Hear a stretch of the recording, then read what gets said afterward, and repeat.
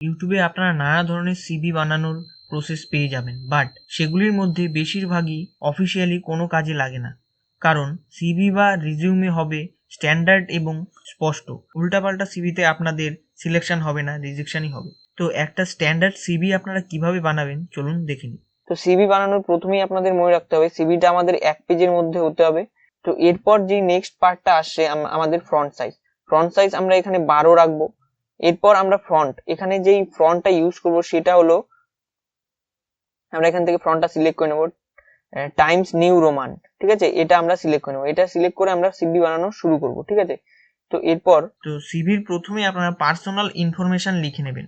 Personal ইনফরমেশনে আমি দিয়েছি আমার নাম, বাবার নাম, date of birth, gender, village, post office, district, nationality, religion, caste, language known, অর্থাৎ ল্যাঙ্গুয়েজ, যেই ল্যাঙ্গুয়েজ আপনারা জানেন সেটা এখানে দিয়ে দেবেন। এরপর মোবাইল নাম্বার এবং ইমেল অ্যাড্রেস দিয়ে দেবেন।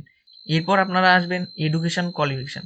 তো এডুকেশন কোয়ালিফিকেশানে আপনারা কি করবেন, এডুকেশন কোয়ালিফিকেশানে দেখুন আমি যেভাবে দিয়েছি সেভাবে আপনারা দেবেন।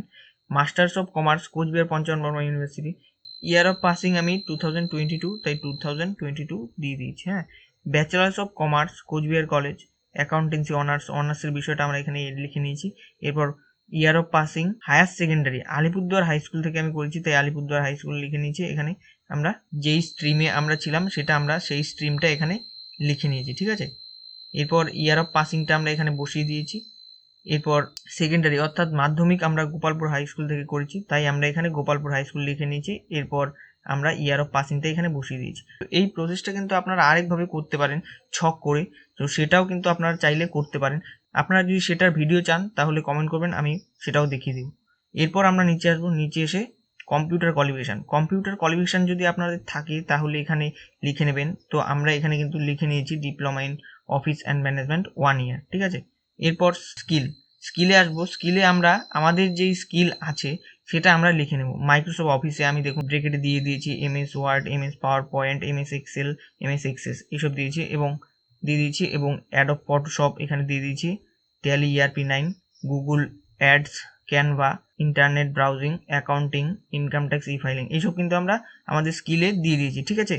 এরপর এক্সপিরিয়েন্স, আপনাদের যদি কোনো এক্সপিরিয়েন্স থাকে, আপনারা যদি কোথাও কাজ করে থাকেন কোনো কোম্পানিতে বা যে কোনো ফার্মে, তাহলে আপনারা কিন্তু এখানে আপনাদের এক্সপিরিয়েন্সটা দিয়ে দেবেন এবং এখানে মেনশন করে দেবেন কতদিন আপনারা কাজ করেছেন, ঠিক আছে। এরপর এক্সট্রা কারিকুলাম অ্যাক্টিভিটিস, আপনারা যেই এক্সট্রা কারিকুলাম অ্যাক্টিভিটিসগুলি রয়েছে সেটা কিন্তু আপনারা এখানে বসিয়ে দেবেন। এরপর আপনারা আপনাদের সিগনেচারের একটা অপশন বসিয়ে দিবেন এবং সবার লাস্টে আপনারা এখানে একটা ছবি আপনারা নিয়ে নেবেন, ঠিক আছে। ছবি নিয়ে এখানে বসিয়ে দেবেন।